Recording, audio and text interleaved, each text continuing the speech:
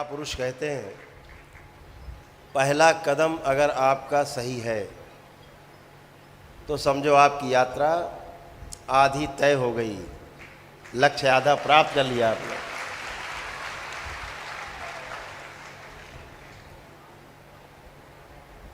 तो आज आप सभी का इस दरबार में जो दीक्षा का कार्यक्रम है, शुद्धि और सिद्धि का, वो भी संपन्न होगा।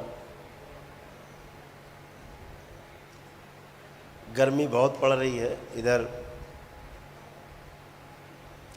सूर्य भगवान को ज़्यादा मेहरबान हो रहे हैं, तो जितना यहाँ का मनुष्य मेहरबान हो रहा है प्रकृति के ऊपर, उतनी ही प्रकृति मेहरबान हो रही है पुरुष, महिलाओं, बच्चों, सबके ऊपर, मनुष्य के ऊपर। जितना अत्याचार प्रकृति के साथ होगा, बदले में वही मिलने वाला है जो आपने किया है। पेड़ काटना, पहाड़ काटना, नदियाँ रोक देना, कोयला खोद डालना, तेल निकाल डालना नीचे से, बहुत काम है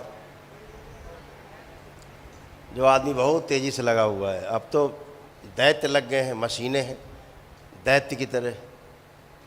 आपको एक पेड़ काटने में दिन भर लगता था, अब मशीन एक ही दिन में 1000 पेड़ काट देगी, 2000 पेड़ काट देगी, ऐसी ऐसी मशीनें आ गई। दैत्य है।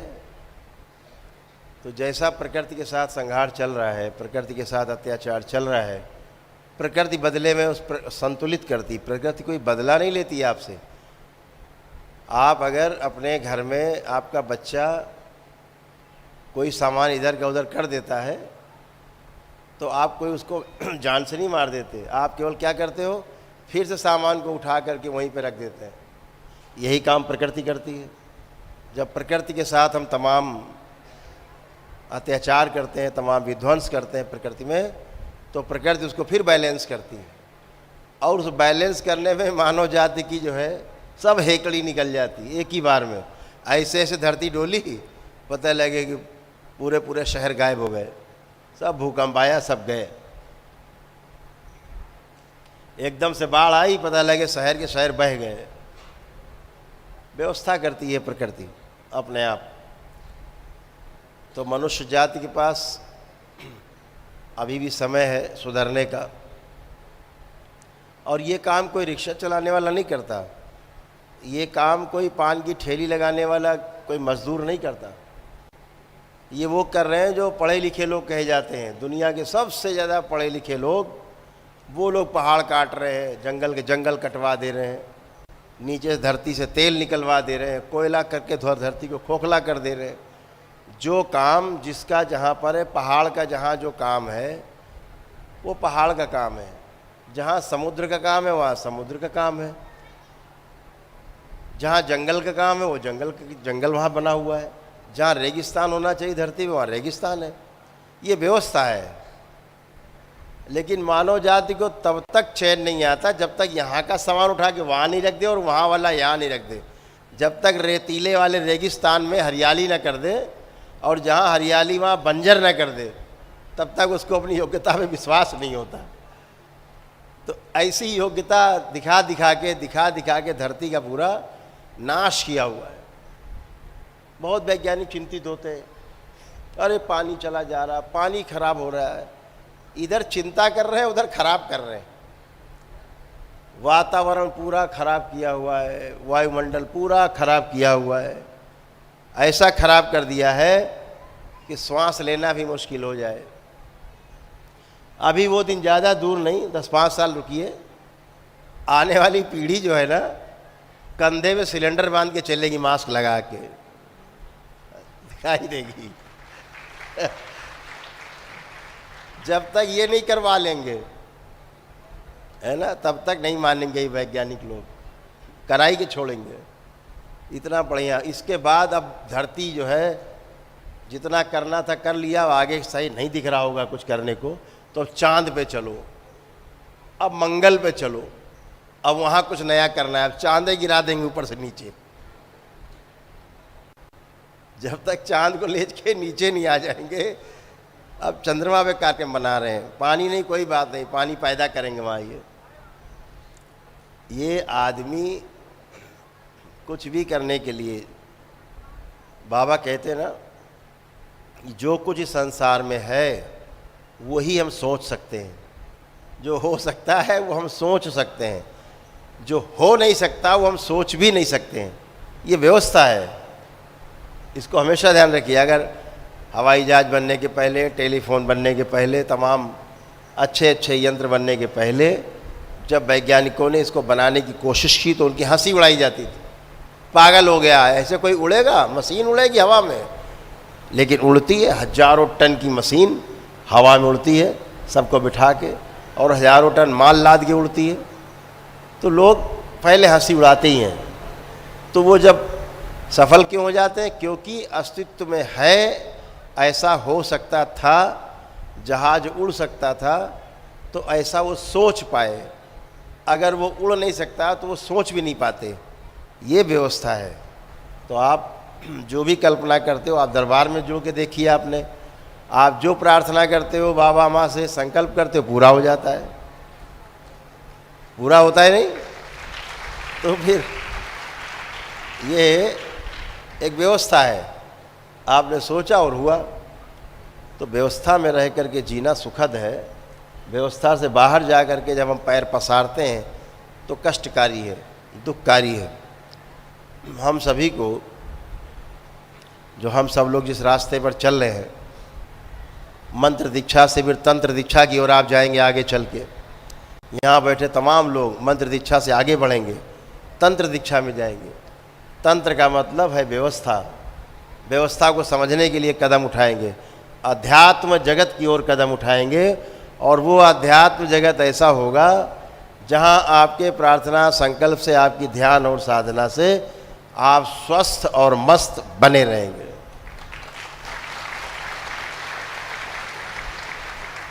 दरबार भविष्य में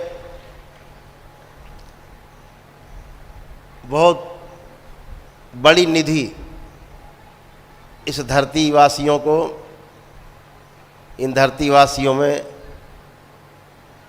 इनके बीच में जरूर देगा, ताकि हमेशा स्वस्थ और सुंदर बने रहें। इस दरबार का जो आविर्भाव है वो केवल मात्र बैठ के यहाँ चिकित्सा करने के लिए नहीं है। आप, आपका परिवार, आपकी अगली पीढ़ियाँ, उनकी भी अगली पीढ़ियाँ, हर आने वाली अगली पीढ़ी स्वस्थ कैसे रहे, संपन्न कैसे रहे, बुद्धिमान कैसे रहे, इसके लिए प्रयास करके एकदम सॉलिड करके तब छोड़ेगा, इससे नीचे नहीं छोड़ेगा।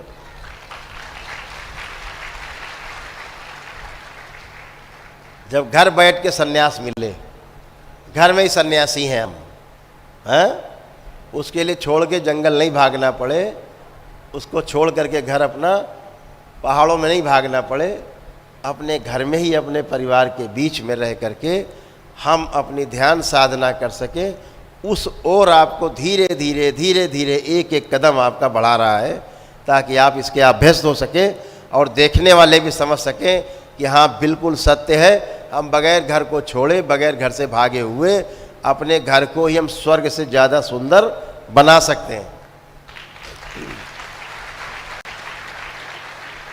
और अपने कुल को तार सकते हैं।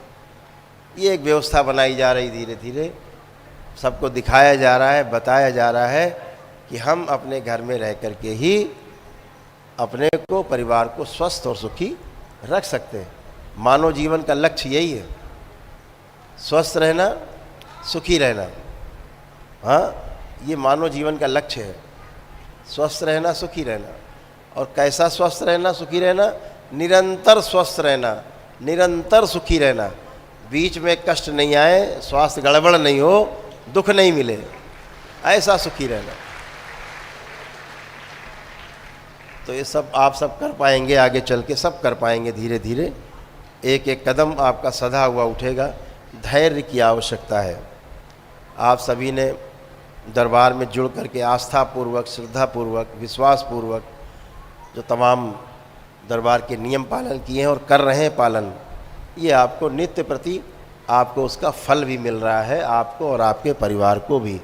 और विश्वास है दरबार को कि आप सभी मजबूती से अपने आप को संकल्पबद्ध करके दरबार से जुड़ करके, और जो दरबार बताएगा आपके विकल्प देगा आपको, उस विकल्प पे आप काम कर सकेंगे, आगे चल के निर्विकल्प की यात्रा की ओर बढ़ सकेंगे। ये आपको दरबार जरूर कराएगा। सेवा एक ऐसी विधि है, अब विधि से बाहर है, सेवा विधि में नहीं आती, सेवा विधि से बाहर है। विधि तो जो है ना वो बनाई जाती है देख करके मौसम, सेवा अंदर से समर्पण का भाव होता है तो सेवा पैदा होती है। सेवा से ही पुण्य मिलते जाते हैं, सेवा से ही आगे बढ़ता जाता आदमी।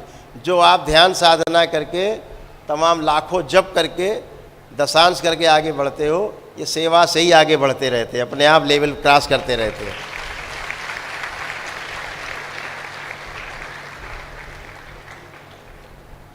आपकी सेवा कर करके ये सब आगे बढ़ते रहते हैं। आप लोग कभी कभी आए हो, जब शुरू शुरू में नए ज़्यादा गर्मी में रहते थे, बहुत गर्मी रहती थी, आते ही चढ़ लेते थे, तो ये सुनते थे, बोलते नहीं थे, सुन करके हजम कर लेते थे कि मैं भी इसी तरह आया था, कभी चढ़ लेता था, ये अब मुझ पर चढ़ रहे, कोई बात नहीं। पता है दूसरे का दर्द, तो दर्द पता रहता है तो ही सेवा हो पाती है दूसरे की। तो आप सभी सेवा पे ज़रूर ध्यान रखो, चाहे अपने माता पिता की सेवा हो, चाहे आसपास परिवार के लोग रहते हैं उनकी सेवा हो, चाहे किसी की भी सेवा हो। सेवा करने से ही मात्र लोगों की मुक्ति हो जाती है, इसका भी ध्यान रखना। ये बहुत बड़ा क्षेत्र है सेवा का, सेवा जो कर पाता है। आप देखते हो हमारे सिख भाई, जिनका जो पंथ गुरुओं पे ही पूरा है, जो 10 गुरु हुए सिख धर्म में, सिख पंथ में, आप जानते हैं सेवा ही उनका सबसे बड़ा लक्ष्य है। सेवा ही परमो धर्म कहा गया। लेकिन सेवा वाकई में क्या होती है अगर देखनी हो तो हमारे सिख पंथ के लोगों में जा कर के देखो कि सेवा होती क्या है।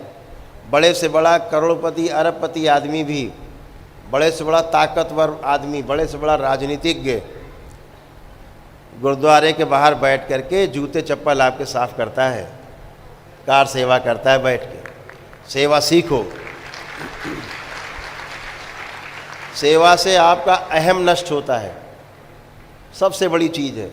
हमारी साधना में जो सबसे बड़ी रुकावट होती है वो हमारा अहंकार होता है। और जब किसी के आप जूते चप्पल साफ कर रहे होते, जिनको आप जानते भी नहीं हैं, चाहे दुश्मन भी सामने आ जाए आपके जूता उतारे उसका भी साफ कर दे, अहंकार का नाश हो जाता है। ये गुरुओं ने परंपरा बना। सीखिए, देख करके ही समझ में आता है कि सेवा है क्या।